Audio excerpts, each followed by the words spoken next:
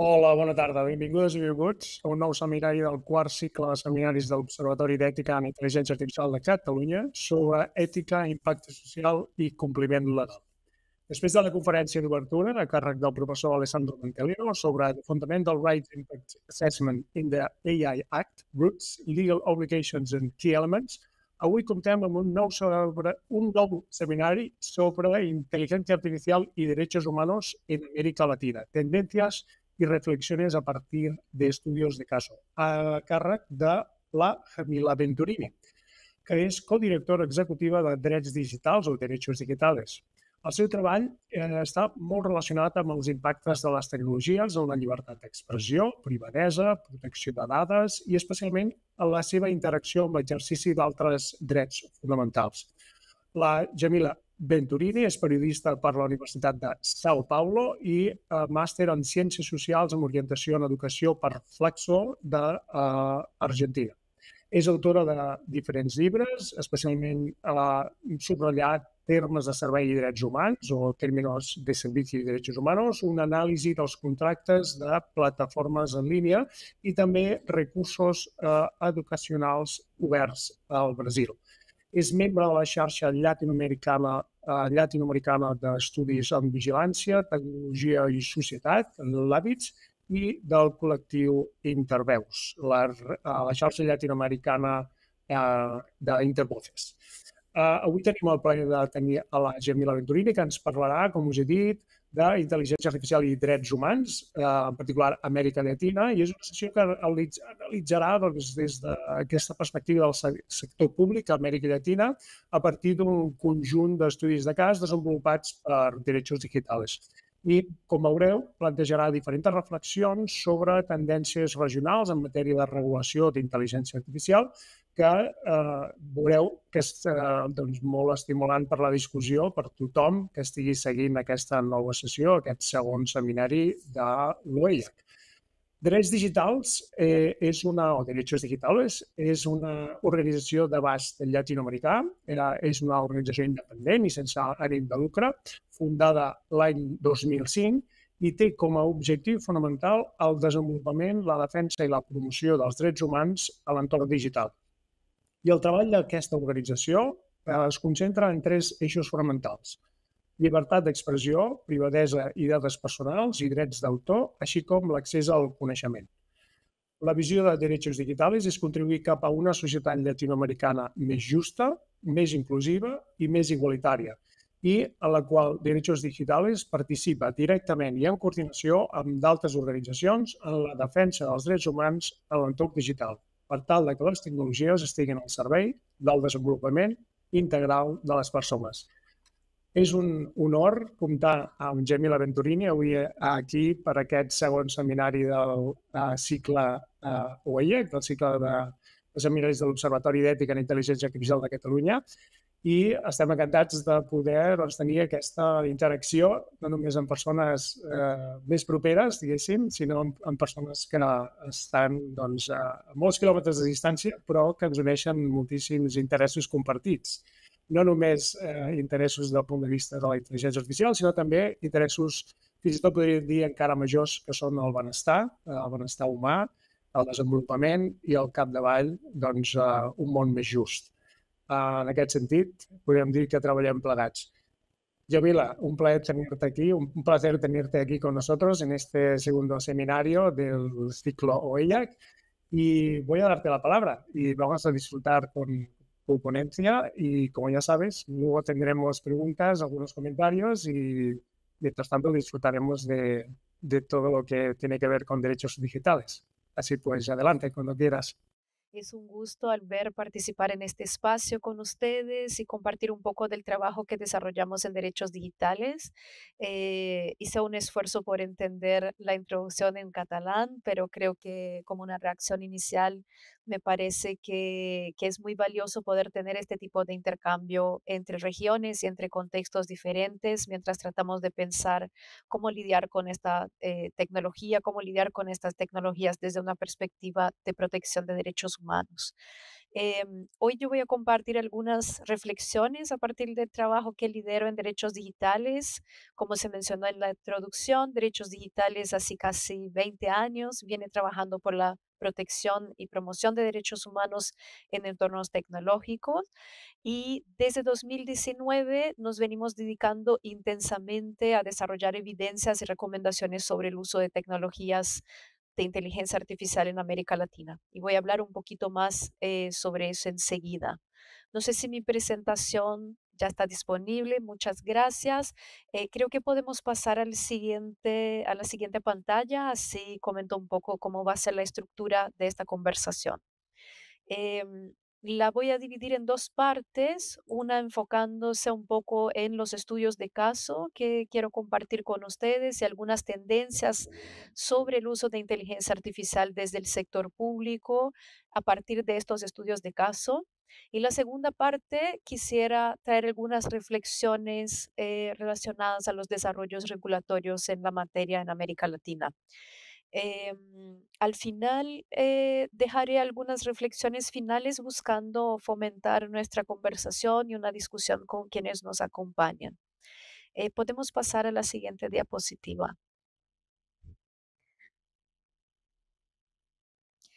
Como yo mencionaba, esta presentación se basa ampliamente en los hallazgos de un conjunto de investigaciones que hicimos en derechos digitales desde 2020, en el marco de una iniciativa que llamamos Inteligencia Artificial e Inclusión.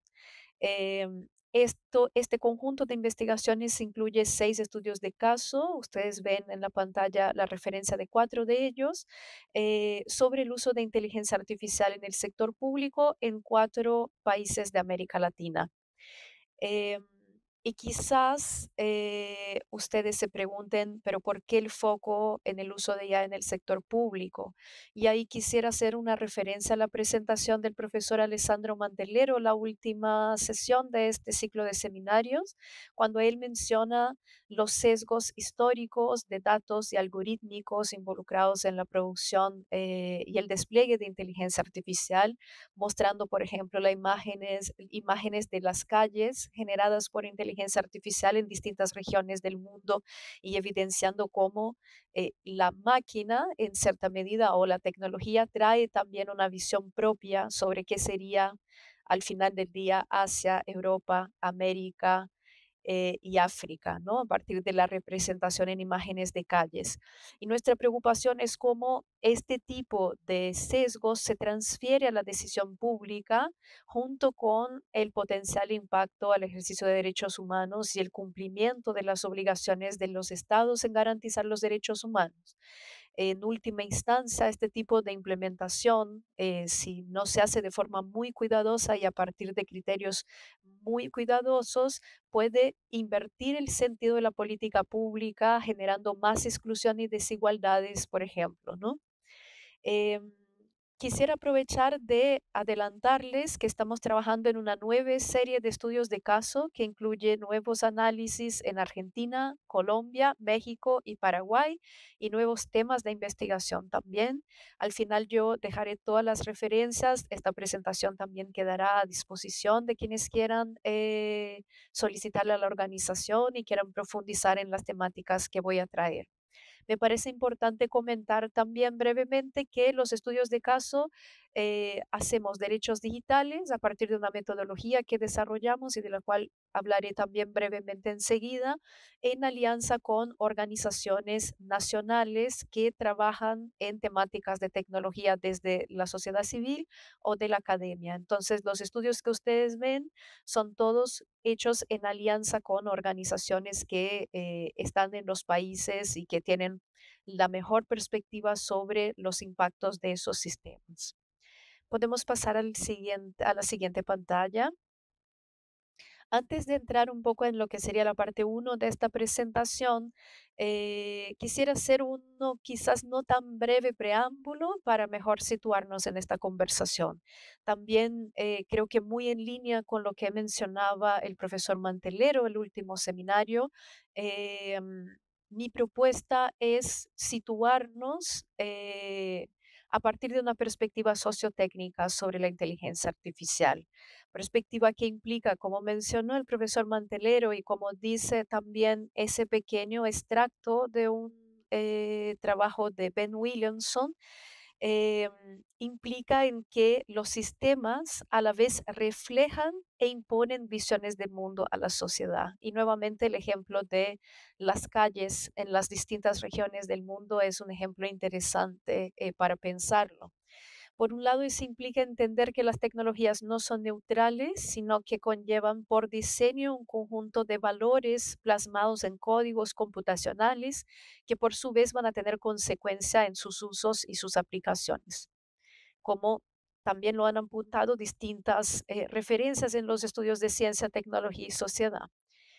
Para traer un ejemplo más concreto de lo que eso significa, la investigadora Judy Wachman ha explorado cómo las relaciones de género se encuentran materializadas en las tecnologías, tecnologías de modo general y tecnologías digitales en su análisis.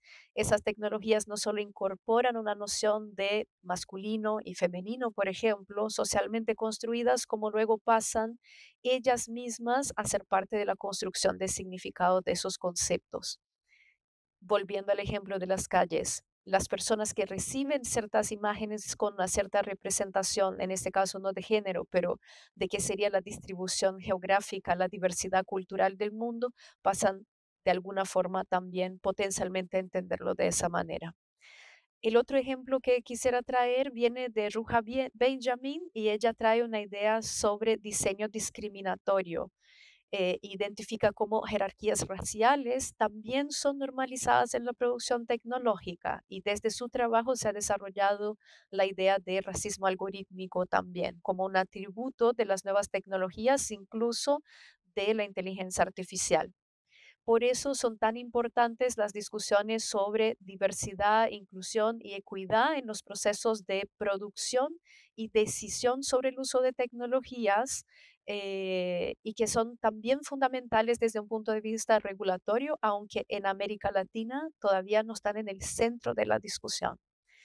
Por otro lado, esa perspectiva sociotécnica que yo mencionaba al inicio implica comprender que tampoco se trata de sistemas intrínsecamente destinados a un determinado fin, que pueda ser clasificado como bueno o como malo, al contrario de una idea determinista de que los sistemas podrían producir por sí mismos ciertos resultados, sea positivos, sea negativos en la sociedad, como quizás ustedes hayan escuchado la noción de AI for Good o AI para el bien intenta indicar, los usos de las tecnologías son múltiples y están en constante interacción con los contextos en que son implementadas.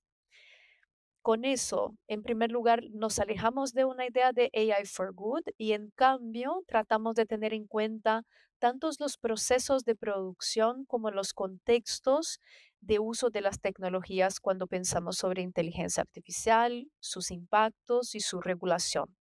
Esos procesos de producción invariablemente incluyen la disponibilidad de bases de datos que permitirán entrenar un determinado modelo, la existencia de masas de trabajadoras clasificando y etiquetando estas bases de datos según distintos criterios, el desarrollo de los modelos algorítmicos responsables de los cálculos y una interfaz para la interacción con las usuarias finales. Además de eso, tenemos que considerar que para que la inteligencia artificial exista es necesaria una infraestructura física compuesta por cables, sistemas de telecomunicación, satélites, centros de datos, supercomputadoras, entre otros elementos, y una infraestructura lógica, si se quiere, que permite la comunicación entre distintos dispositivos de forma remota, como por ejemplo ocurre en el ámbito de Internet. Esos aspectos materiales no son el objeto directo de lo que hoy vamos a discutir y de lo que fueran esas investigaciones que hicimos, aunque de alguna forma estaban contemplados también en las problemáticas que traíamos en nuestros estudios, pero son fundamentales para la discusión sobre inteligencia artificial desde América Latina, incluso porque buena parte de la explotación laboral, ambiental, etcétera, y de los llamados extractivismos de recursos naturales, de datos, entre otros, también se sitúan geográficamente en nuestra región y otras del llamado sur global. Es importante, retomando también la discusión anterior traída por el profesor Alessandro Mantelero, eh, pensar que América Latina es una región que más consume que produce tecnologías y tecnologías de manera general. Entonces ahí también hay un elemento clave para pensar el por qué mirar esos aspectos desde la implementación del sector público que vamos a profundizar enseguida. Podemos pasar a la próxima pantalla. Quisiera empezar compartiendo un poco del contexto para mirar cómo se ha implementado la inteligencia artificial en el sector público. Eh, lo primero que me parece importante mencionar, y ya venía trayendo un poco esa idea, América Latina sigue siendo una de las regiones más desiguales del mundo, según datos de la CEPAL. Eso se observa no solo a partir de los indicadores socioeconómicos o de calidad de vida tradicionales, pero también se refleja en las condiciones de conectividad entre y al interior de los países. Y eso tiene muchísimas implicaciones sobre la disponibilidad de información, tanto para el entrenamiento de sistemas de IA a nivel global, como para lo que tiene que ver con la producción de datos a nivel nacional. Y creo que vamos a volver a eso también en unos minutos. El segundo punto es que estas desigualdades a nivel regional se reflejan también en las condiciones y el estado de digitalización de los servicios públicos en los estados. Algo central cuando pensamos el uso de sistemas automatizados desde el sector público. El contexto regional en materia de digitalización, por lo tanto, es marcado por la persistencia de procesos en papel o precariamente digitalizados y muchas veces por una variedad de sistemas y formatos que dificultan la interoperabilidad de datos, aún pensando en la operación del mismo Estado, ¿no? Frente a ese contexto, se ha argumentado mucho sobre la necesidad de adoptar medidas para incluir las poblaciones que han sido históricamente marginalizadas, no solo de las políticas públicas, pero también de registros oficiales muchas veces, y adoptar procesos más eficientes para la gestión pública.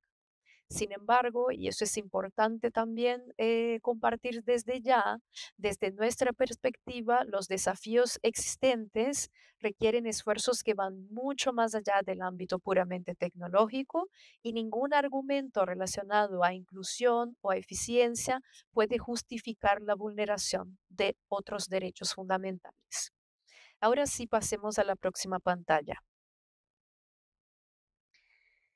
Hablando un poco ahora de las tendencias, nosotras vemos de manera creciente al menos tres tendencias en la región como cuando se trata de implementación de tecnologías desde el sector público.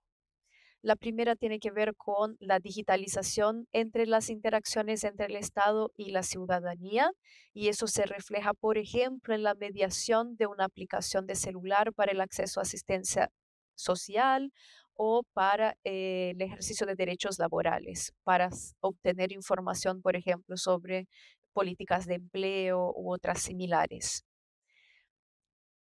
La segunda tendencia tiene que ver con el uso de tecnologías de vigilancia para el control de acceso a espacios o a derechos fundamentales como a la alimentación, educación, salud, entre otros, con una justificativa muchas veces de eficiencia, agilidad, combate al fraude, etcétera. Este es el caso, por ejemplo, de la implementación de tecnologías biométricas como el reconocimiento facial que han sido utilizadas en espacios públicos que van desde los sistemas de transporte hasta el espacio de las escuelas y las universidades. Y la tercera tendencia tiene que ver con el proceso de automación en la toma de decisiones, por ejemplo, para identificar qué familias deberían ser priorizadas en políticas de asistencia social o sufrir algún tipo de intervención estatal. Quizás ninguna de estas tendencias sea sorprendente en un contexto europeo. Tengo conocimiento de que distintos países han impulsado este tipo de iniciativas. Por eso me parece importante traer de vuelta el contexto, ¿no? Todo eso pasa en un contexto de precaria o desigual digitalización en el caso de América Latina.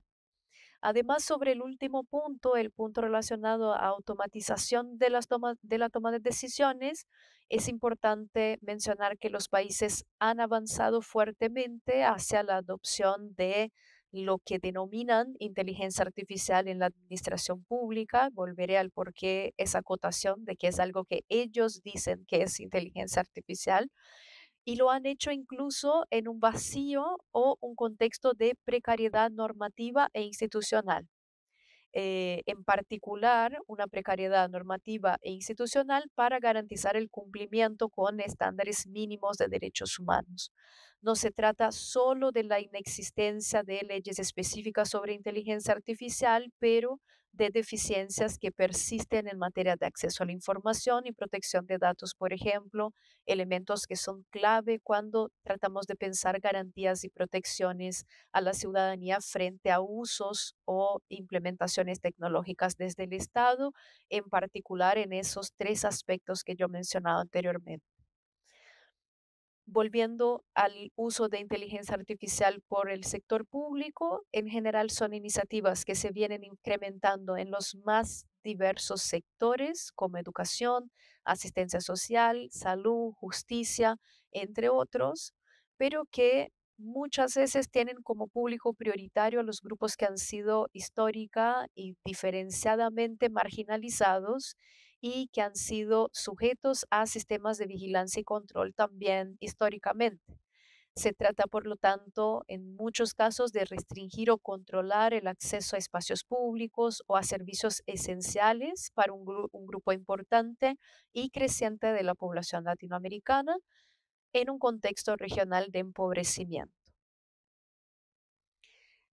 Como ustedes ven, yo estoy haciendo mucho hincapié en la cuestión contextual, porque también como vimos en en el seminario pasado, el contexto sí importa y estamos hablando nuevamente de sistemas que no se producen en América Latina en general o no se producen a su totalidad en América Latina, sino que son de algún modo importados o inspirados en modelos importados, cuando no totalmente producidos por agentes externos a la región.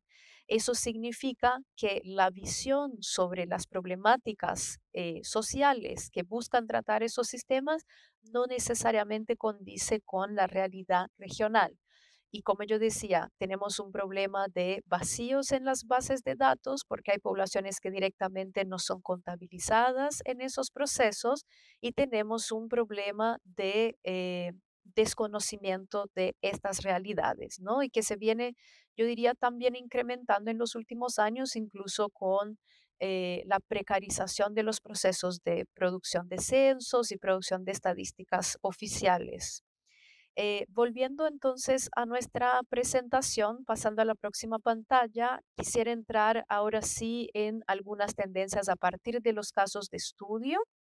Eh, lo primero que quisiera mencionar es que muchas de las aplicaciones que hoy hacen esa intermediación entre Estado y ciudadanía incluye elementos de automación no siempre transparente a las personas. Y no estoy hablando solo de la ciudadanía en general, que bueno, no se sabía, sino que las personas directamente afectadas por esos sistemas o directamente involucradas en aquella política no necesariamente tienen el conocimiento de que se está aplicando algún grado de automación. Ese fue el caso más bien de la política de auxilio emergencial que fue implementada en Brasil para ofrecer apoyo financiero urgente a familias en necesidad durante la pandemia de COVID-19. Y la investigación que hicimos en derechos digitales sobre el tema, en alianza con una organización brasileña llamada Internet Lab, identificó que la decisión sobre la elegibilidad de participar en el programa quedó a cargo de un sistema que no contaba con ningún tipo de revisión humana y tampoco con mecanismos de disputa a nivel administrativo.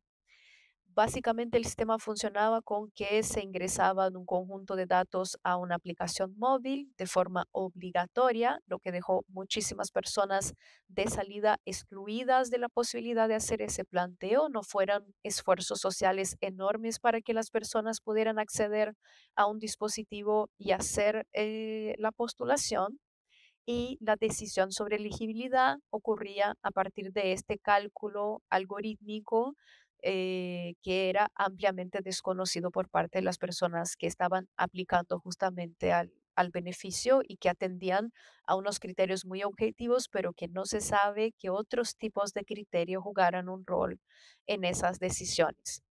Cuando buena parte de las personas tuvieran denegado el beneficio, no se encontraba un mecanismo de disputa administrativo, como yo mencionaba, y tenían que recurrir al sistema judicial, sobrecargando el sistema judicial con ese tipo de cuestionamiento en un momento, recordemos, de plena pandemia de COVID-19 que tuvo muchísimo impacto en el caso brasileño.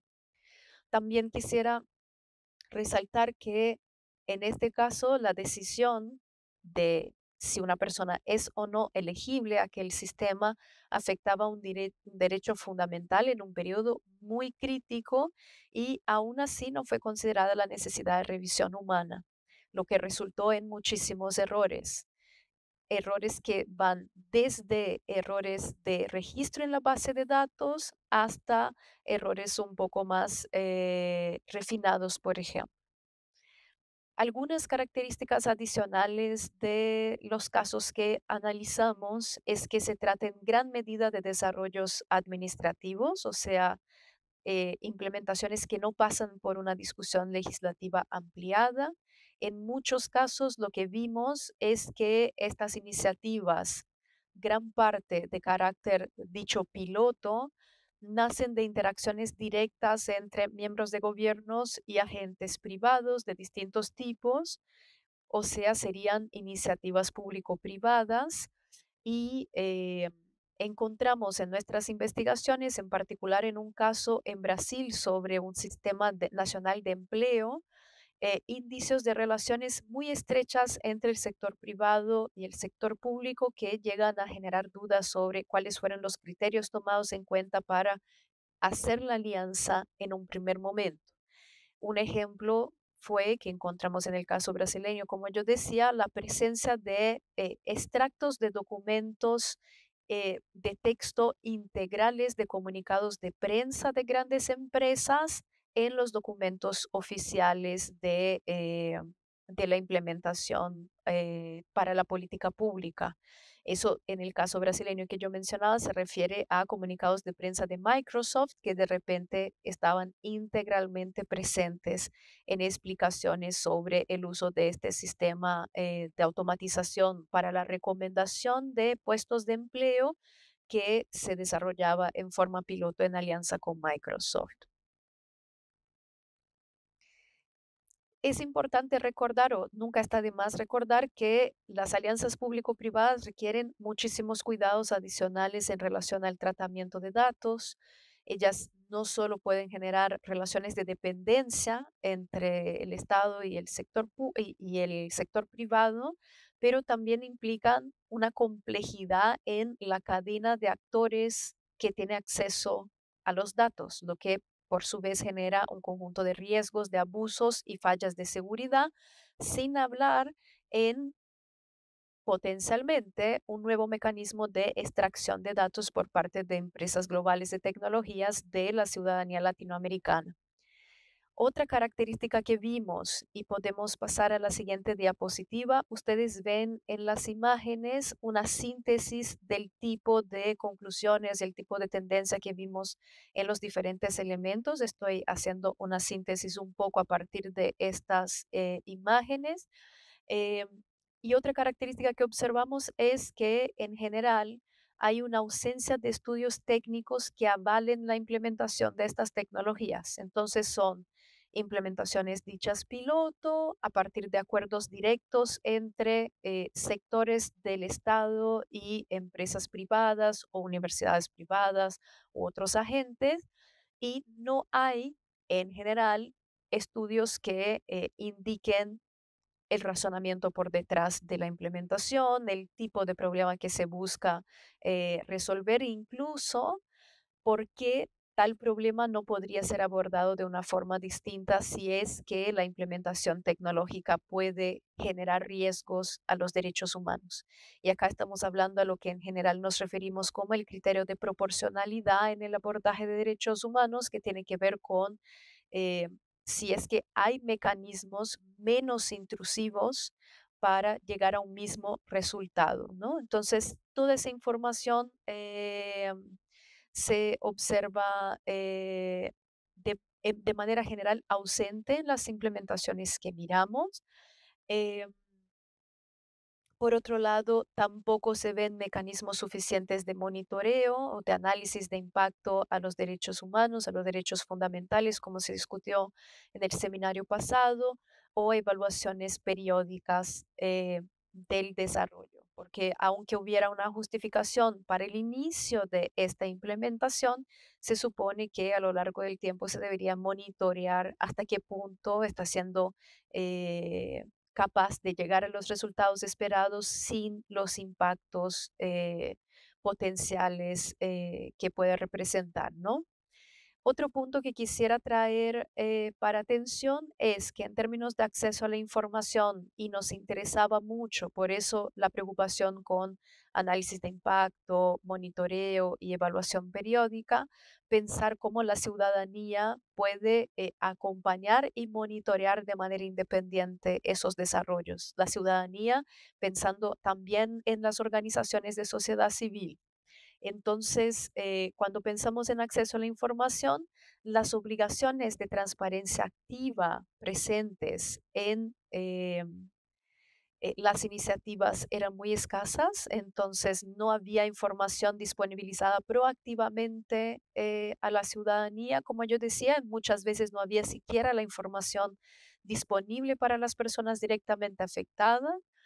Y cuando se trata de transparencia pasiva, o sea, la respuesta a una solicitud de acceso a la información, los países, la mayoría ya tenían normativas de acceso a la información, pero hubo dificultades en acceder a la información debido a que los gobiernos argumentaban distintas cosas para denegar el acceso a la información, incluso el acceso al sistema. Una de las cosas que probamos fue solicitar en el caso de Chile el acceso al código fuente del sistema que se utilizaba para predecir el riesgo de vulneraciones a niños, niñas y adolescentes, y en aquel caso el gobierno chileno dijo que no tenía tal información, no tenía acceso y no era capaz de ofrecer información detallada sobre el funcionamiento del sistema.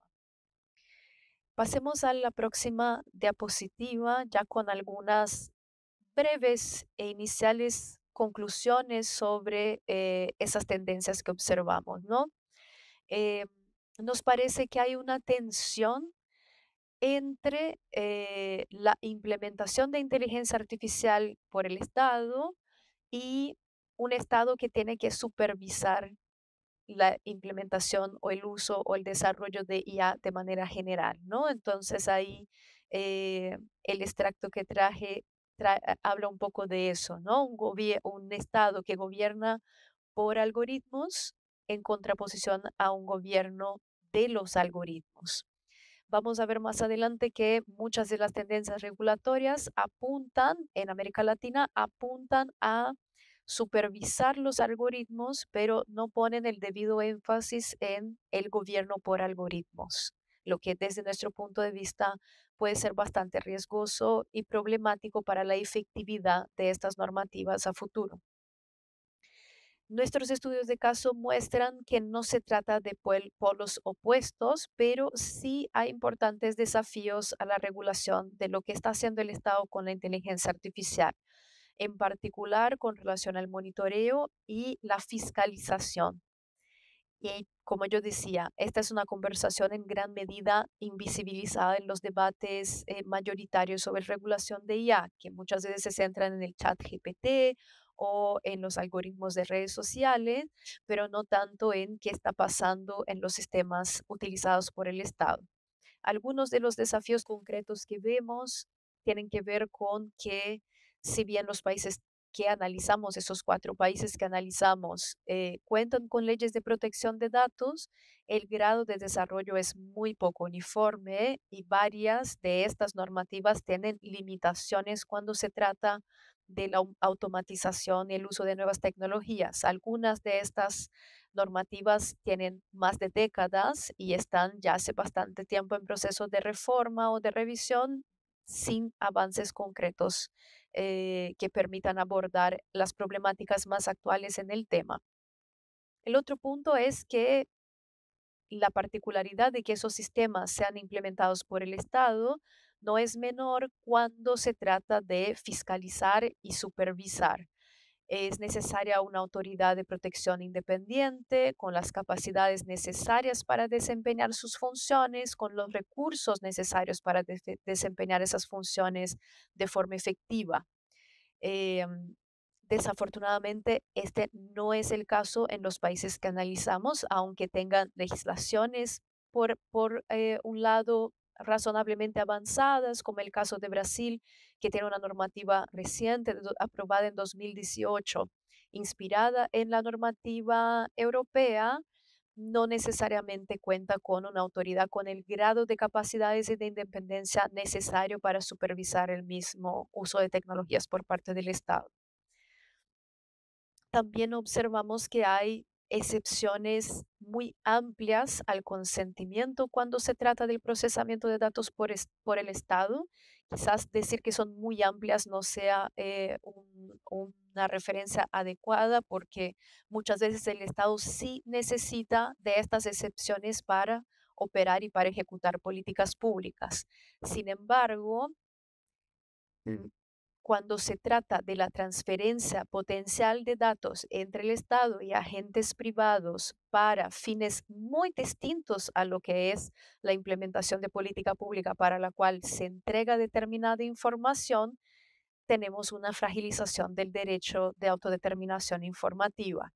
Entonces, más allá del consentimiento, sería importante pensar criterios de proporcionalidad, como yo decía, entre el interés público y la protección de los derechos fundamentales de la población cuando se planifica la utilización de esos sistemas. Recuerdo que estamos hablando de sistemas piloto en muchos casos, o sea, es una experimentación con un sistema que no se sabe si va a resultar en efectivo o no, si eventualmente será descontinuado por cuáles razones, pero más allá de ese carácter piloto, hay un desconocimiento bastante grande por lo que vemos de qué pasa con las interacciones de datos en el marco de estas implementaciones. De nuevo, sabiendo que esos datos tienen un valor enorme para un conjunto de empresas operando globalmente y operando en el ámbito de inteligencia artificial, porque justamente abordan informaciones de poblaciones que hasta entonces están completamente excluidas de la representación en las bases de datos en general, ¿no? De dónde sale la información que va a entrenar esos sistemas para que una empresa argumente que su sistema es menos excluyente, que es más diverso, que es más preciso, necesita datos justamente o necesita argumentar que tuvo acceso a datos justamente de esas poblaciones que están en muchos casos excluidas digitalmente y de las cuales no se encuentran datos disponibles en línea tan fácilmente. Por lo tanto, hay un beneficio potencial económico bastante grande en el acceso a esos datos y de ahí la preocupación con cuáles son los criterios que se usan en estas interacciones que hasta el momento son en general muy desconocidos, ¿no? Pasemos a la próxima pantalla.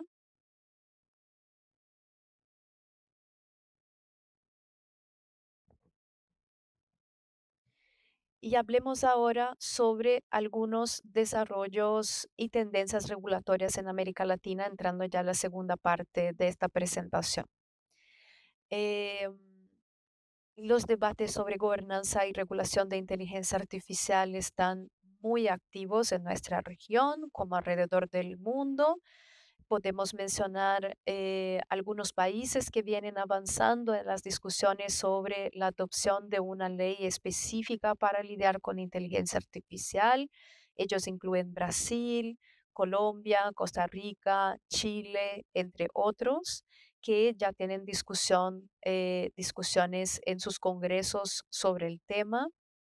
En muchos casos, más de un proyecto de ley tratando el mismo tema, lo que refleja el conjunto de tensiones por detrás de esa discusión, el conjunto de intereses y de visiones por detrás de estas discusiones, de esa discusión. Em, lo que vemos es que por un lado esa tendencia o ese intento de regular y avanzar esa discusión a nivel legislativo responde a un conjunto de presiones internacionales, pero también de incentivos que tienen que ver con la temática y el avance de estándares internacionales en la temática. No voy a profundizar acá, pero ya tenemos un conjunto de estándares que recomiendan que los países avancen hacia la adopción de leyes específicas sobre inteligencia artificial, a empezar por las recomendaciones de UNESCO y más recientemente también los desarrollos en el ámbito de la Asamblea General de la ONU y del Consejo de Europa. Em, Sin embargo, y eso es un poco la reflexión que quisiera traer el día de hoy, em, el contexto importa, no se trata solamente de aprobar una ley general, necesitamos mirar un poco más qué está pasando en esos países y un poco ese va a ser el intento enseguida. Quisiera antes mencionar que en Perú ya tenemos aprobada la primera ley sobre inteligencia artificial de 2023. Es una ley muy acotada, por sí sola tiene un alcance muy limitado, es bastante eh, como yo digo, bastante resumida y actualmente el país está debatiendo un reglamento para tal ley que fue sometido a comentarios públicos y lo que hemos visto es que también persisten en Perú preocupaciones sobre cómo ese reglamento será efectivo para garantizar el cumplimiento de las obligaciones que están ahí previstas, cuál es el marco institucional para garantizar que se cumplirán esas obligaciones.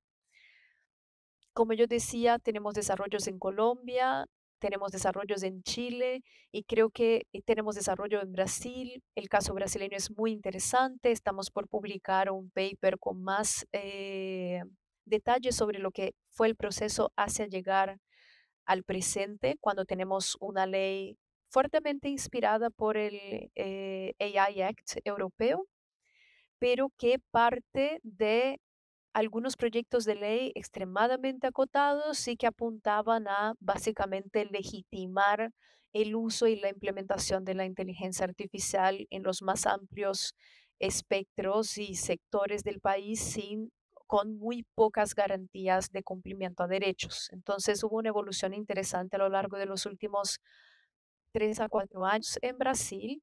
En todos los casos, yo creo que diría que eh, hay una carencia importante de ampliación del debate alrededor de esas leyes, que todavía sigue en gran medida restringido a grupos más expertos o en ciertos casos a la ausencia de espacios de participación ampliada de la sociedad civil y academia. Entonces, creo que eso en general. Y quisiera agregar una preocupación, además, antes de entrar un poquito más en otras cuestiones, que es que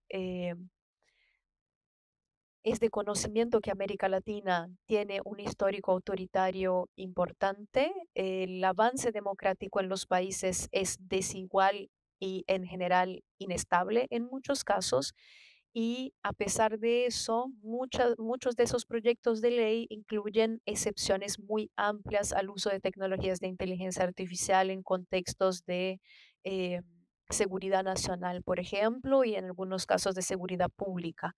La distinción entre los debates sobre el avance del uso de reconocimiento facial, por ejemplo, para fines de seguridad pública y en espacios abiertos, el uso de sistemas de policiamiento predictivo, que tiene un carácter potencialmente muy discriminatorio, se está diluyendo en el medio de una discusión que aparece como técnica sobre inteligencia artificial y con eso grupos interesados importantes de la población quedan excluidas de la participación y el debate informado sobre estos temas que son temas históricamente de preocupación en la región en lo que tiene que ver con derechos humanos. Sin embargo, volviendo un poco atrás, no es posible hablar de regulación de inteligencia artificial sin hablar de acceso a la información y protección de datos. Entonces, vamos a dar un paso atrás y observar de forma más profundizada el contexto regional en esos temas. Podemos pasar a la siguiente diapositiva. Acá vemos datos de 2022 sobre acceso a la información en el mundo, producidos por la organización Article 19, que tiene sede en Londres y opera en distintos países del mundo. Ahí se ve una tendencia importante de avance en la materia en los últimos años. Y quisiera pasar a la siguiente diapositiva, por favor. También Article 19 recopiló detalles específicos de América Latina en 2018, que podemos ver en el infográfico que comparto. De acuerdo con esos datos, la mayoría de los países de la región tiene un grado de compromiso relevante con este derecho, al menos a nivel formal, recordando que el acceso a la información corresponde a una parte integral del derecho a libertad de expresión, ¿no? Garantizada por los distintos instrumentos internacionales y por lo tanto una obligación de los estados de generar mecanismos para que sea garantizado el acceso a la información. Muchos países, por lo tanto, ya tienen leyes sobre el tema que podrían ser una base inicial para ofrecer más transparencia sobre el uso de sistemas automatizados de inteligencia artificial por parte del sector público. Como yo dije, tratamos de experimentar con este tipo de solicitud en el ámbito de nuestras investigaciones. Este marco puede incluso servir como base para mayor transparencia sobre los algoritmos que implementan. Tenemos un caso interesante en Chile con una organización aliada, una organización académica llamada GovLab, que ha incentivado y ha apoyado la creación de una base de datos de cuáles son los algoritmos públicos implementados por el Estado chileno, utilizando estas leyes para hacer esa especie de mapeo que, como yo decía, a la actualidad inexiste o es muy precario en la mayoría de los países. Pero nuestra experiencia, también como venía mencionando, no fue tan positiva como cuando buscamos utilizar las leyes de acceso a la información en el ámbito de nuestros estudios de caso. Entonces parece que hay un interés y una disposición en regular la inteligencia artificial, pero cuando vamos a mirar las reglas que ya existen y que podrían ser implementadas de inmediato, en muchos casos ellas están fallando en limitar o en eh, facilitar, limitar abusos o en facilitar el ejercicio de derechos de la ciudadanía frente a estas implementaciones. Pasemos a la siguiente pantalla, por favor. Ya con relación a la protección de datos, acá tenemos el mapa que hizo DLA Piper, una consultora internacional, y que muestra el contexto regional de forma aún más compleja. Son pocos los países que tienen una protección de datos clasificada como robusta. Solo México cuenta con una protección clasificada a nivel más alto. La mayoría tiene un grado moderado de protección, con algunos países discutiendo la reforma de sus leyes ya hace bastante tiempo y sin lograr avances que permitan que estas leyes estén actualizadas con las demandas actuales en materia de protección de datos, ¿no? Y las buenas prácticas también. Mismo los países que cuentan con leyes propias, como yo decía, su grado de implementación es bastante desigual. Pasemos a la próxima pantalla. Otra tendencia que vemos en la región ha sido la adopción de las estrategias de inteligencia artificial. Eso desde 2018, 2019 ya surge de manera marcada como una tendencia en la región. Em, este mapa que hicimos en derechos digitales es de 2021, está disponible en el enlace que dejaré también al final de la presentación. Y en gran medida no ha cambiado, más allá de que algunas de estas estrategias han sido descontinuadas por cambios en la gestión gubernamental, recordando que las estrategias de IA son iniciativas mayormente del poder ejecutivo. Otros países están en la segunda iteración para una nueva estrategia de IA en este momento. Es el caso, por ejemplo, de Brasil y de Chile, que recientemente publicó una segunda, me parece que publicó una segunda estrategia de IA. Y quisiera traer algunas tendencias identificadas por la OCDE cuando analiza las estrategias de inteligencia artificial en América Latina, porque me parece que eso da algunas indicaciones sobre las prioridades regionales a partir de los países.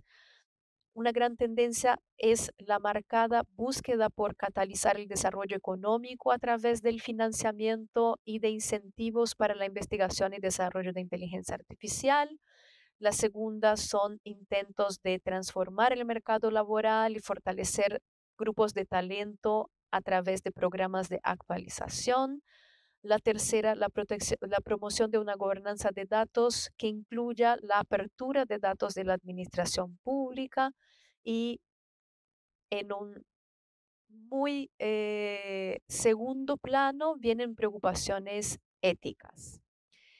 Sin embargo, distinto a una legislación, a una regulación específica, estas estrategias no son suficientes para prevenir eventuales abusos derivados del desarrollo y uso de inteligencia artificial, sea en el sector público o no.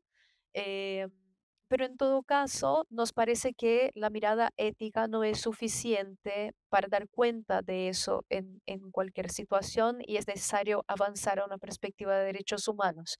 Pasemos a la siguiente pantalla, por favor.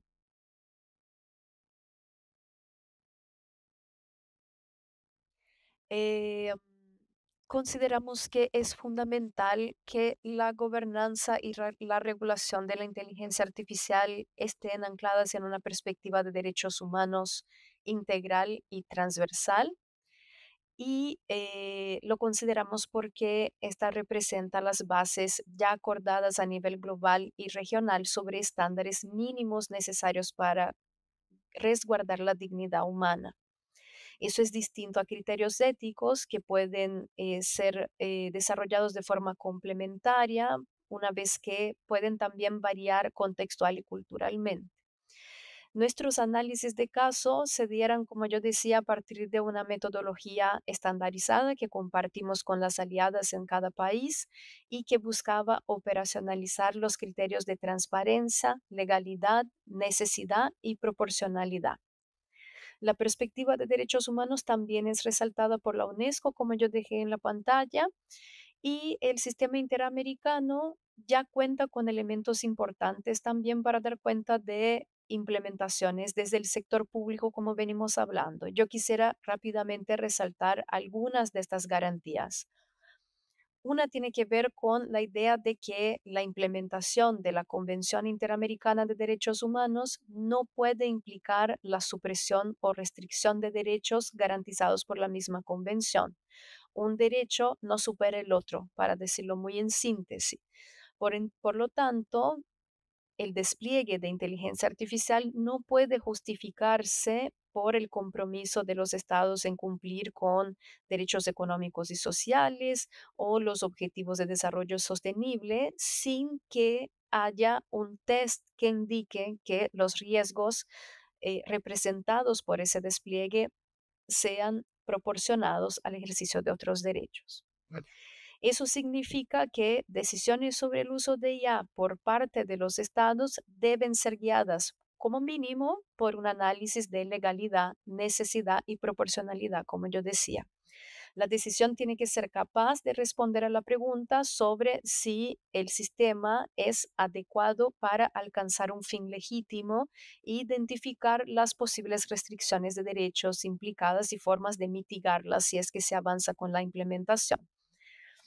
El otro punto que me parece importante es que las políticas públicas tienen que atender a principios de igualdad, no discriminación, participación social, debido proceso y acceso a la justicia, además de la transparencia y rendición de cuentas. Los estados, por lo tanto, deben garantizar condiciones para la participación pública, al contrario de lo que vimos en nuestras investigaciones y lo que yo venía compartiendo con ustedes. Esta participación debería darse desde la toma de decisiones sobre utilizar o no la tecnología hacia el proceso de evaluación y auditoría periódica que debería estar garantizada, ¿no? Tales implicaciones deberían, desde nuestro punto de vista, implicar, por lo tanto, que los sistemas de inteligencia artificial utilizados en el sector público no incluyan cláusulas de secreto comercial que puedan impedir auditorías independientes de los códigos, por ejemplo, y que los varios actores involucrados en el proceso, si es una alianza público-privada, deben cumplir con obligaciones en materia de privacidad. El sistema interamericano, como pasa en otras regiones, también garantiza el derecho a la privacidad y trae nociones como identidad, autonomía personal, autodeterminación y el libre desarrollo de la personalidad, que son muy relevantes para el concepto de protección de datos. Hay una serie de otros antecedentes que son relevantes para pensar la perspectiva de derechos, que no me voy a profundizar ahora, si no nos acotamos un poco más en el tiempo, pero es importante pensar que eh, con relación al tipo de avance que venimos observando en la región, no hace falta necesariamente una ley única sobre inteligencia artificial el día de hoy para prevenir o para mitigar eventuales abusos de esos sistemas. Tanto el sistema de derechos humanos como algunas leyes subyacentes, como yo mencionaba, protección de datos y acceso a la información, al menos servirían para dar algunas garantías más a partir de estos sistemas hasta que haya una ley madura, algunas leyes maduras, debatidas ampliamente en vigencia en cada país. Pasemos a la próxima pantalla para movernos a las consideraciones finales. Em, lo primero que nos llama la atención es que muchas de las iniciativas implementadas de uso de sistemas automatizados o semiautomatizados para la toma de decisiones en el sector público se dan en ámbitos sensibles al ejercicio de derechos fundamentales, como yo decía, educación, justicia, salud, entre varios otros que fuimos abordando durante esta conversación. Eso no se restringe a lo que tiene que ver con derechos llamados derechos civiles y políticos, si quisiéramos pensarlo así, pero también a esos derechos, como yo decía, económicos y sociales que se ven directamente afectados por estas implementaciones. El derecho a la libertad de expresión, a la libre asociación, a la privacidad, también se ven en riesgo cuando tenemos iniciativas que se plantean incrementar controles y incrementar la recolección de información privada de las personas sin un debido consentimiento o sin la debida transparencia. Además de eso, en varios casos, especialmente el caso de predicción de riesgo de niñas, niños y adolescentes en Chile y el auxilio emergencial en Brasil, se trata del procesamiento de datos de poblaciones que han sido históricamente marginalizadas, como las familias en condición de pobreza o la población en situación de desempleo, por ejemplo. Las prácticas y los ejemplos que evidencian traen algunas evidencias em, que quisiera mencionar. Una primera es una confianza ciega en las tecnologías, incluso como capaces de solucionar problemas profundos y complejos. La segunda es una desconsideración de la em, de la formulación de política basada en evidencias, por lo tanto, no hay una investigación previa o un análisis previo que oriente la decisión de adoptar determinado sistema, lo que en un lenguaje de derechos humanos podría traducirse en la ausencia de observación de los criterios de necesidad y proporcionalidad, como yo mencioné en distintas ocasiones. Y vemos cierta contradicción cuando pensamos en regulación. En particular, hay un interés en beneficiarse de la economía global de datos y de inteligencia artificial que no es acompañado de medidas que garanticen el desarrollo de una industria local respetuosa de los derechos humanos o de algún modo más responsable con relación a su responsabilidad corporativa de protección a esos derechos, incluidos ahí aspectos de derecho laboral y medioambiental. A partir de nuestra experiencia y de estas observaciones, quisiera finalizar ahora sí con algunas provocaciones al debate que vamos a tener enseguida. El primero es relacionado a la definición de inteligencia artificial, que creo que fue un debate que en Europa ya tuvieron que tener, pero que en América Latina aún hay distintas visiones.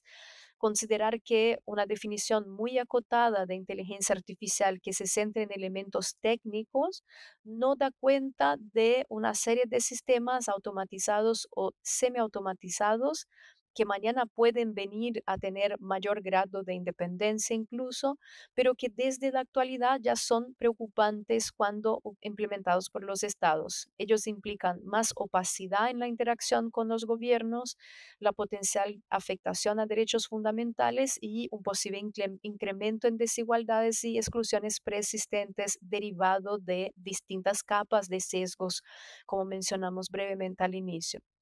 El segundo punto es que el contexto importa y más que proporcionar una idea de interoperabilidad regulatoria, imaginando que es necesario que los distintos países tienen que tener un abordaje común de inteligencia artificial, como vienen promocionando algunos grupos a nivel internacional, es aún necesario, desde una perspectiva de cooperación internacional, incentivar a los países a avanzar en la adopción y revisión de leyes de protección de datos y acceso a la información.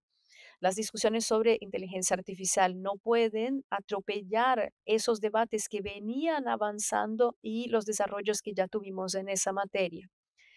Del mismo modo, nos parece importante pensar que el apoyo internacional, el necesario apoyo internacional para avanzar estrategias de digitalización o de automatización en América Latina, tiene que ser guiado por criterios de derechos humanos y mediado por estudios de impacto.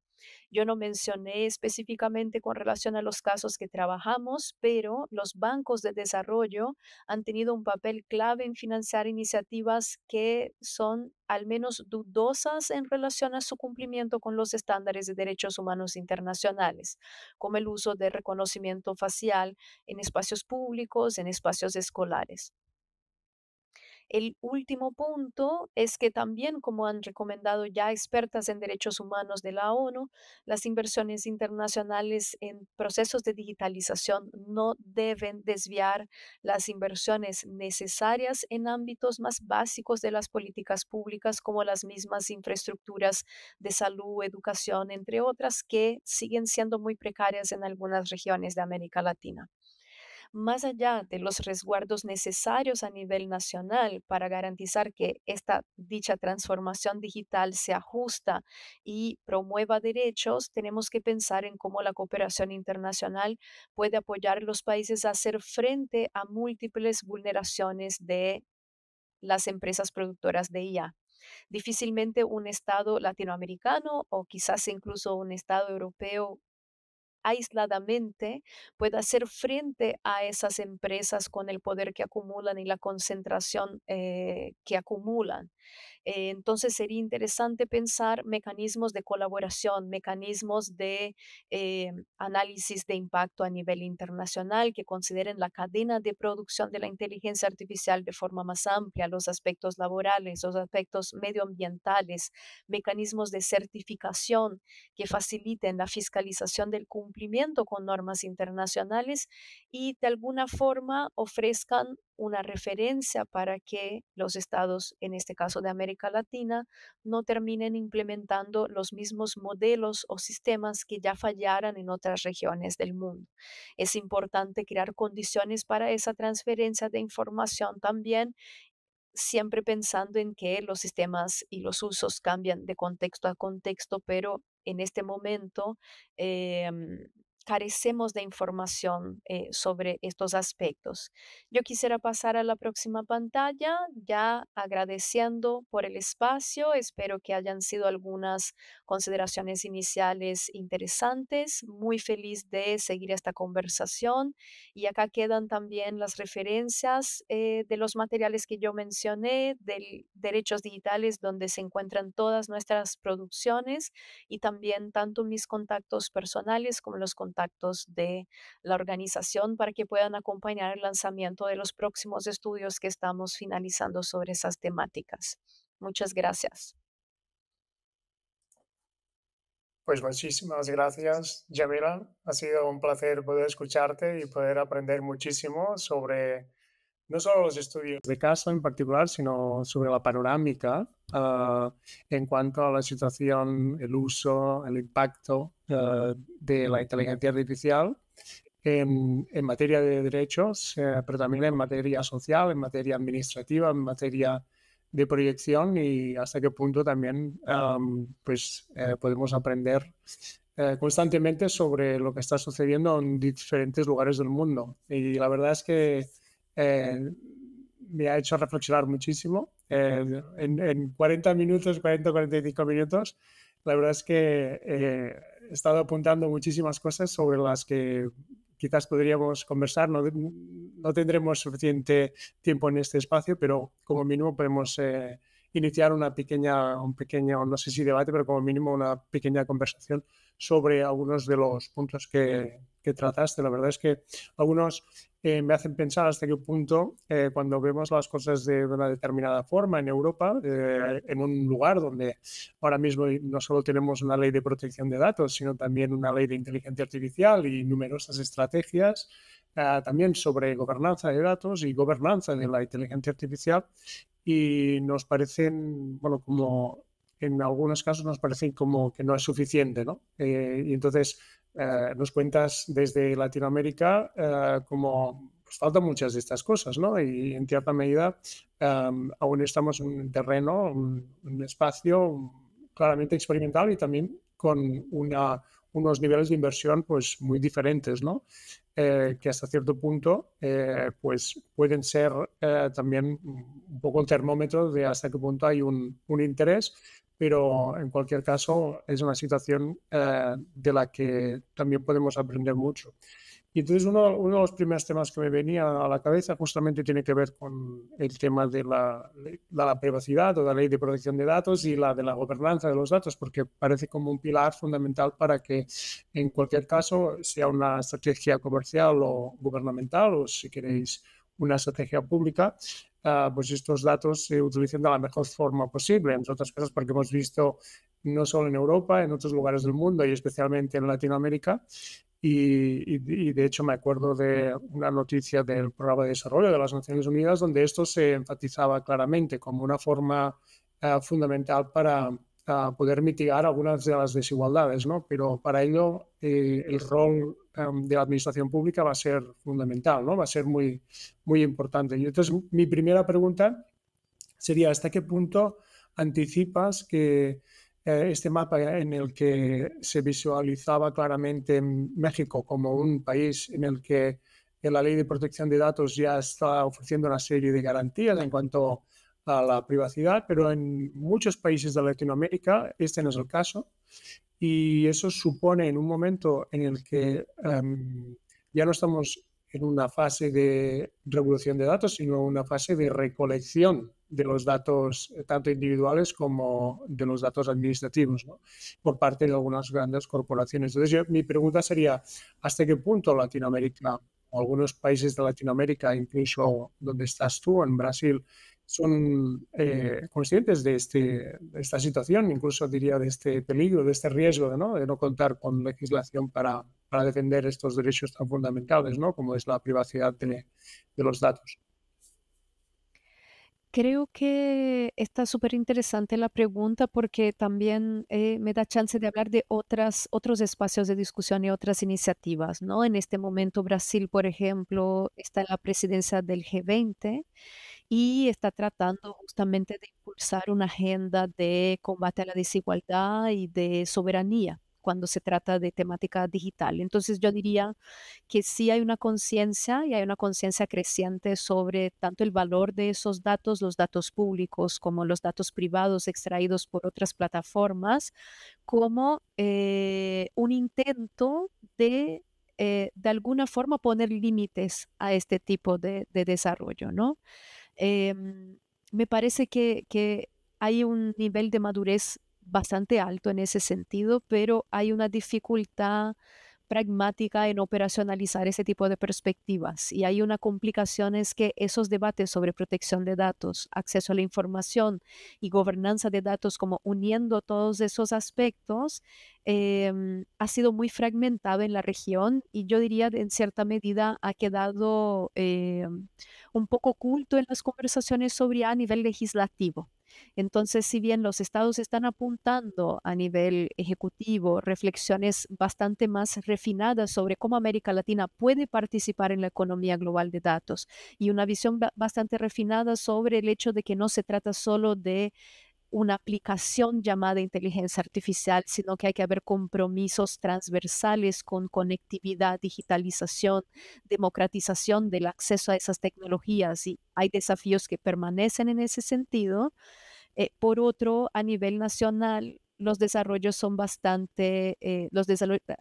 legislativos son bastante fragmentados. Entonces, yo observé muy de cerca en mi trayectoria la discusión sobre la aprobación de la Ley de Protección de Datos, antes las discusiones sobre acceso a la información y durante el debate sobre la Ley de Protección de Datos hubo escasa interacción entre, incluso desde sociedad civil, entre grupos que trabajan o se especializan en temas de privacidad y protección de datos y grupos que trabajan con apertura de datos y acceso a la información. Entonces, ¿cómo se hacen esos puentes? ¿Cómo se hacen esos diálogos? Y la ausencia de ese diálogo en el proceso de discusión legislativa ha traído desafíos, aprobada la ley, en pensar cómo se navega esa aparente tensión entre transparencia y privacidad, por un lado, y eso termina perjudicando un poco lo que podría ser una visión más integral sobre gobernanza de datos que permeara en los abordajes de los estados, ¿no? Eso por un lado. Por otro, seguimos con preocupaciones desde sociedad civil muy serias sobre cómo se utilizan esos datos desde el Estado, porque cuando hablamos de seguridad pública, de seguridad nacional, tenemos evidencia de múltiples vulneraciones. Entonces también eso permanece como una tensión constante, ¿no? Me parece también importante traer eso a discusión. Por ejemplo, ahora hay una iniciativa en Brasil de uso de reconocimiento facial para control de presencia escolar. Básicamente se están recolectando o se están procesando al menos datos biométricos de niños y niñas menores de edad. Eso va completamente en contra lo que dice la Ley Nacional de Protección de Datos, pero los mecanismos de actuación y de prevención de que estos datos no sean utilizados de forma discriminatoria hacia determinados grupos siguen siendo relativamente limitados por esas deficiencias de implementación que yo mencionaba también brevemente. Entonces, creo que volviendo a la respuesta, hay una madurez creciente del valor de esos datos. Sería muy importante una perspectiva regional, una perspectiva coordinada que nos ayudara, como ustedes lograran en Unión Europea, a hacer frente a este tipo de medidas, pero aún a la vez dentro de los países eso es bastante fragmentado, bastante polarizado en ciertas situaciones, entonces como que hay ese desafío concreto de cómo la región logrará avanzar esa visión de manera más amplia y veremos también si con alianzas entre América Latina y Europa que se multiplican, al menos para la discusión internacional en esos debates, para la cooperación internacional, eso pueda ser un espacio también de amadurecimiento.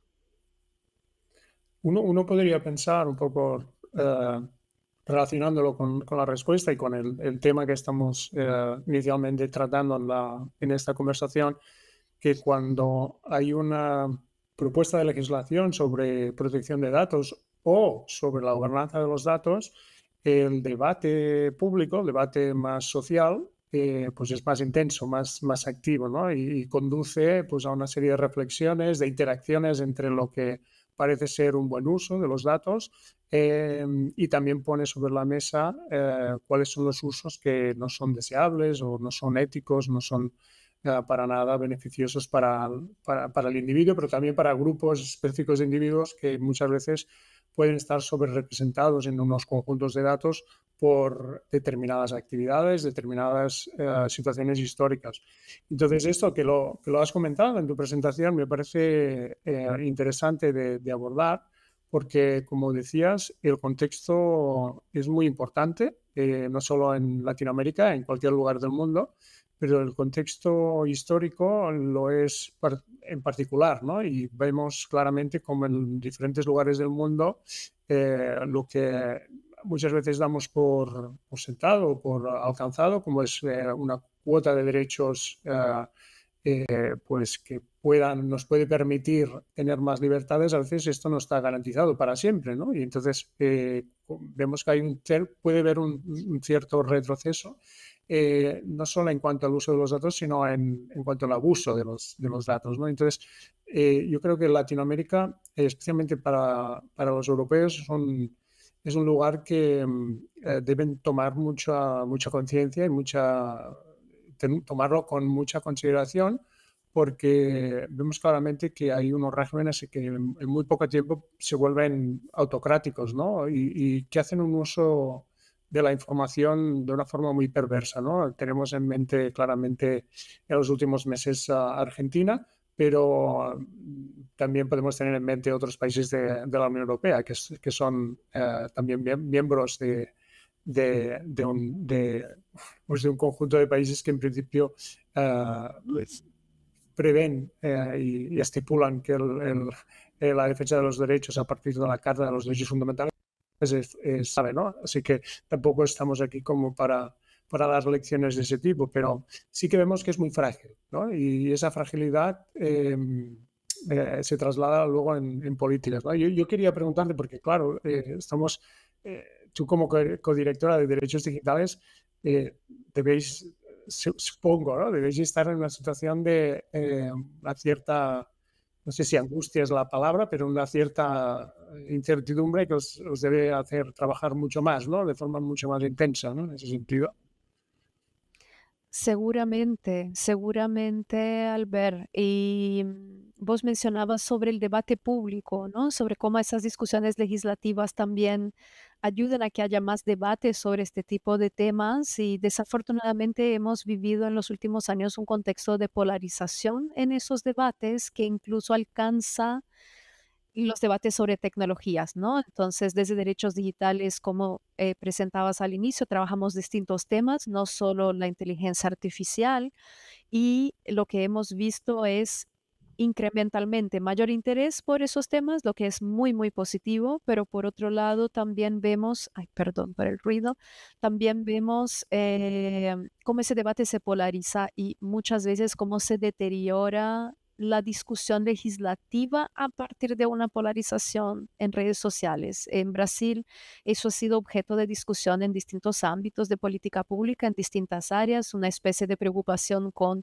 legisladores influencers que más que responder al interés público en el debate legislativo, buscan responder a una cierta reacción social extremista en cierta medida, ¿no? Entonces eso también llega a la discusión sobre tecnologías y en cierta medida también hace nuestro trabajo desde derechos digitales de presentar una perspectiva de derechos humanos, una perspectiva que tiene cierto grado de análisis técnico o de cierto grado de búsqueda de evidencias a partir de investigación, un poco más difícil. Un ejemplo que yo podría traer sobre eso tiene que ver con el contexto de reconocimiento facial, justamente, ¿no? Porque hay mucha retórica de cómo esas tecnologías incrementan la seguridad. Hay muy poca evidencia de cómo incrementan la seguridad y ha sido difícil, pero en algunos países ha sido posible reunir evidencia sobre las vulneraciones generadas por esa tecnología. Pero aún así, por ejemplo, en Brasil hay casos de personas encarceladas indebidamente o detenidas indebidamente debido a un reconocimiento fallo de esta tecnología. Aún así, cuando vamos al debate público, tenemos que ser muy cuidadosas en los argumentos porque la discusión sobre derechos humanos se entiende como una discusión de por sí inválida o de por sí menor o un argumento que ya no está sobre la mesa, ¿no? Entonces eso sí ha generado desafíos a nuestro trabajo. Y el otro aspecto de lo que mencionabas para aprovechar la respuesta tiene que ver justamente con cómo dar cuenta de la necesaria madurez institucional para Ujú. que estos procesos sean efectivos, ¿no? Y ahí estamos con autoridades de protección de datos. Ya no es necesariamente la realidad en Brasil, pero Brasil tenía la autoridad de protección de datos más militarizada del mundo hace algunos años y fue su primera autoridad de protección de datos en un contexto de un gobierno de extrema derecha. Entonces eso obviamente genera preocupaciones.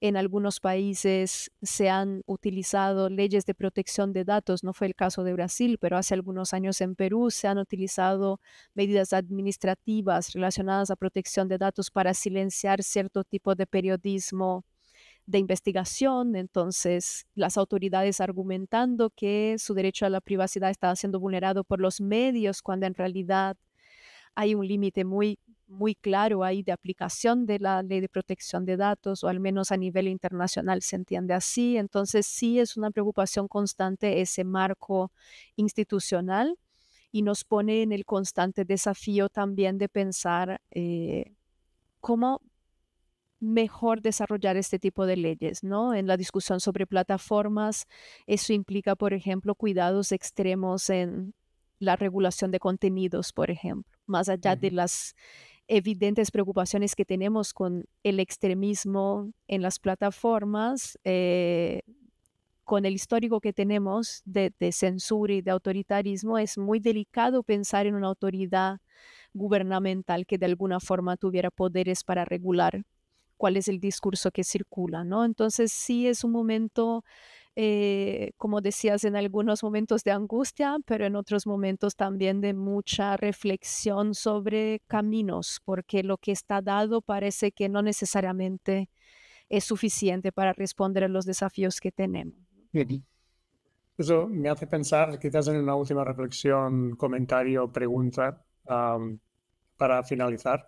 Em, yo pensando como director del observatorio, pero intentando ver la situación desde derechos digitales, ¿hasta qué punto nos podéis explicar y enseñar y instruir sobre algo que parece que cada vez más fundamental, y es tener no solo acceso a herramientas digitales, sino competencias a través de las cuales nosotros seamos capaces de decidir si queremos estar o no conectados?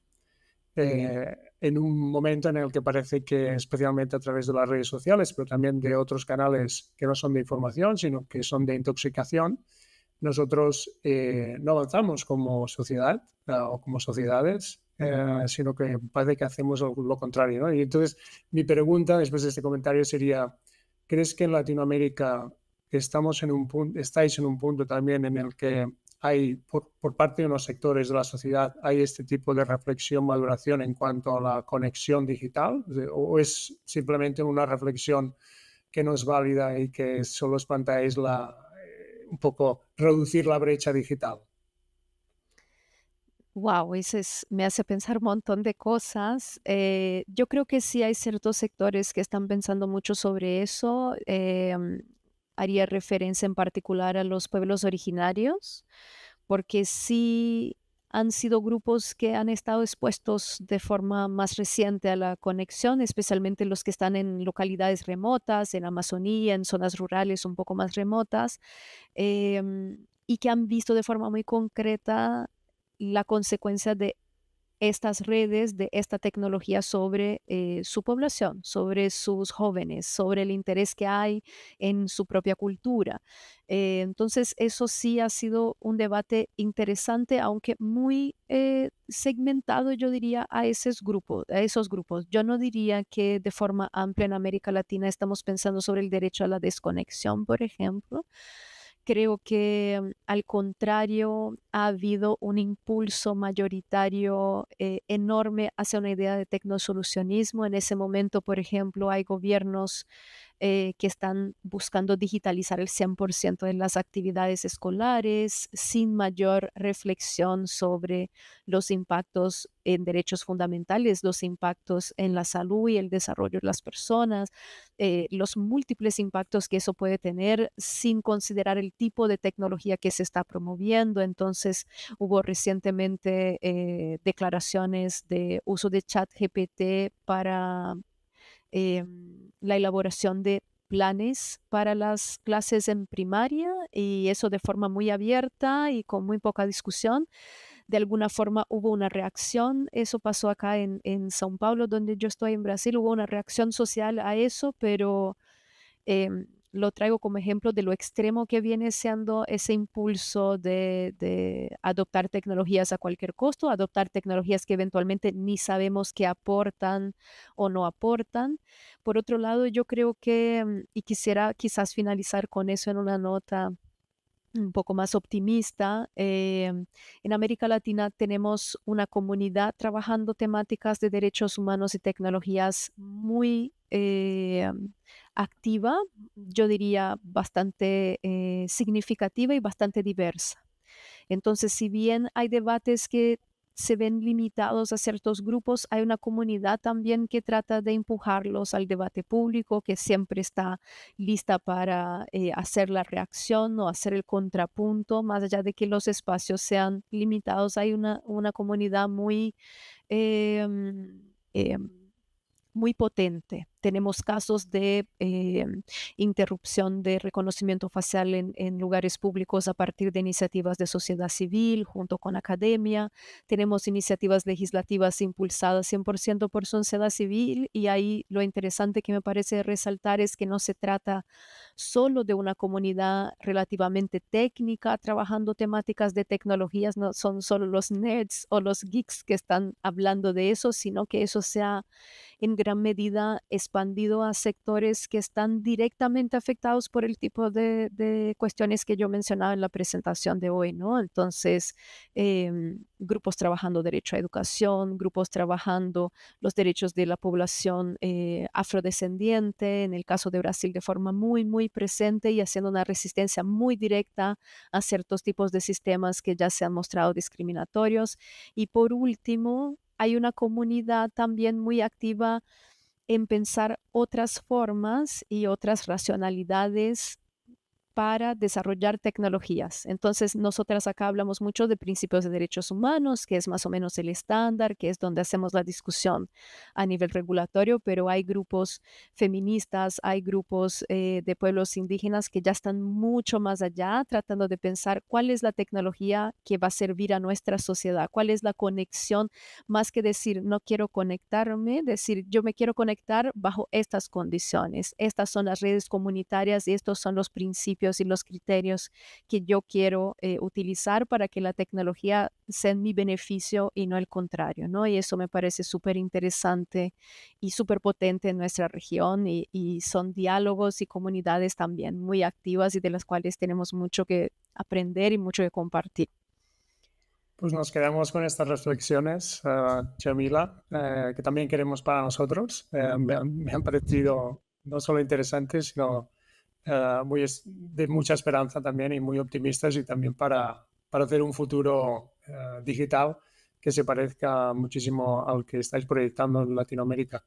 Una vez más, muchísimas gracias por las reflexiones, por la presentación y también porque, bueno, tenemos un espacio más como este y también una colaboración más con otro lugar del mundo. Y ya sabéis que desde el Observatorio de Ética en Inteligencia Artificial de Cataluña nos gusta abrir puertas y mantenerlas abiertas para muchas colaboraciones. Ha sido un placer, Jamila. i un plaer també poder comptar doncs, amb totes les persones que han seguit el seminari en directe, les que ho fareu en diferit i totes aquelles que seguiu el cicle de seminaris de l'Observatori d'Ètica en Intel·ligència Artificial de Catalunya, aquesta quarta edició. I, com sabeu, doncs, això no s'acaba aquí, però farem un descans. Deixarem el mes de juliol i agost sense seminaris per la reflexió, la lectura, l'escriptura, l'encontre, la interacció, que és ben necessària, i, evidentment, el descans. I ens retrobarem en un altre seminari virtual el dia 16 de setembre a les 5 de la tarda, que anirà a càrrec de la professora Sílvia Casacuberta, de la Universitat d'Oxford i de la Stanford University, i que ens parlarà dels biaixos algorítmics i privadesa de dades, que ha estat un dels temes d'avui, i que en aquest cas ens explicarà des d'un punt de vista metodològic com podem utilitzar la informàtica teòrica per abordar un problema que és interdisciplinari o interdisciplinari. De nou, moltes gràcies, Jamila, de nou, moltes gràcies a tothom i fins a la propera. Adéu.